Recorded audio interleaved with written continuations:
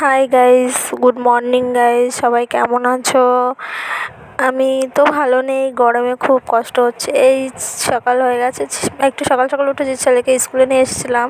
ওইখানে একটা মন্দির আছে, আশ্রম আছে, যাই হোক আশ্রমে বসেছিলাম। এখন ছেলের ছুটি হয়ে যাবে, এক্সাম ছিল, তোর জন্য সকাল সকাল হয়ে গেছে। আজকে গান ছিল, ছুটি হয়ে গেছে, তাই গেটের সামনে এসে দাঁড়িয়েছি।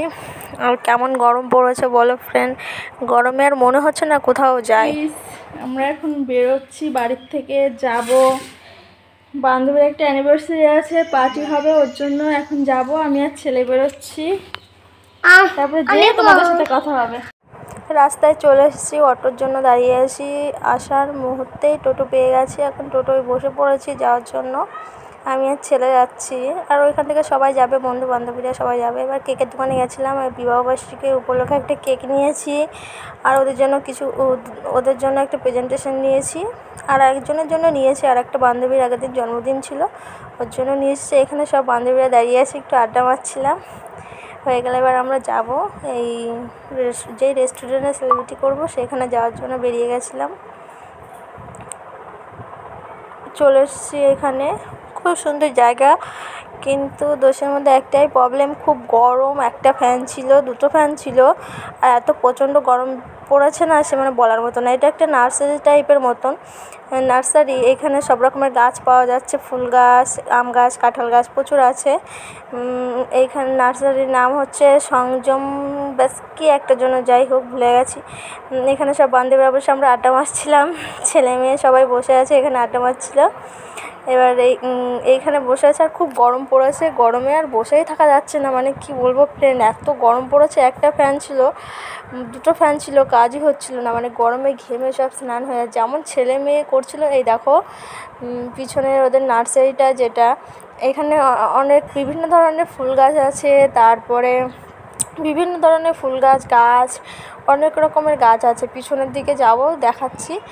পিছনের দিকে অনেক রকমের গাছ আছে, যেমন মানে যাদের হচ্ছে হোটেল মানে রেস্টুরেন্টে আসা খাওয়াটা যেমন তেমন, মানে গাছ কেনার জন্য আসাটা সবথেকে বেশি বেটার যারা গাছ পছন্দ করে। যেরকম পেয়ারা গাছ আছে, কাঁঠাল গাছ আছে, আম গাছ আছে, লিচু গাছ আছে, সবেদা গাছ আছে, অনেক রকমের গাছ আছে। যারা গাছ পছন্দ করো, যে গাছ কিনবো নার্সারি পাচ্ছি না খুঁজে, এই রেস্টুরেন্টে চলে আসবে। সুন্দর খাওয়া, মানে তোমাদের বিকেলের খাওয়াটাও হয়ে যাবে, আর যারা গাছ পছন্দ করো তারা নিতেও পারো। আর এইখানে ছোটো ছোটো লিচু গাছ ছিল, এত সুন্দর লিচু গাছগুলো, ছোটো ছোটো গাছ, কিন্তু কী সুন্দর লিচু ধরেছে। আমি হাত দিয়ে ধরেই দেখাচ্ছিলাম, বাট ভালোভাবে দেখা যাচ্ছিলো না। এখানে গাছে জল দিয়েছে তো, কাদা কাদা ছিল, ওই জন্য ভীষণ অসুবিধা হচ্ছিলো। তারপরে আবার ভিতরে চলে আসলাম, একটু পোজ দিচ্ছিলাম, সবাই মিলে আবার একটু মজা করছিলাম।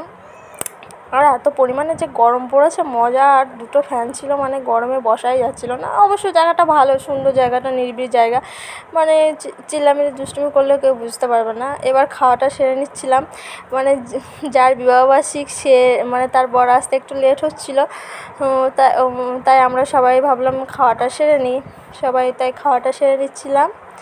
এরপর ওর বর চলে এসেছিলো, কেকটা কেটে নিচ্ছিলো। কেকটা কাটবে তখন তোমাদের আবার দেখাচ্ছি। আর গরমে বলো না ফ্রেন্ড, কিসের গিয়ে ভালোই লাগছে না খাওয়া দাওয়া করে। এবার ওরা কেকটা কেটে নেবে। এবার কি বলো তো, মুখটা দেখালাম না, কারণ হচ্ছে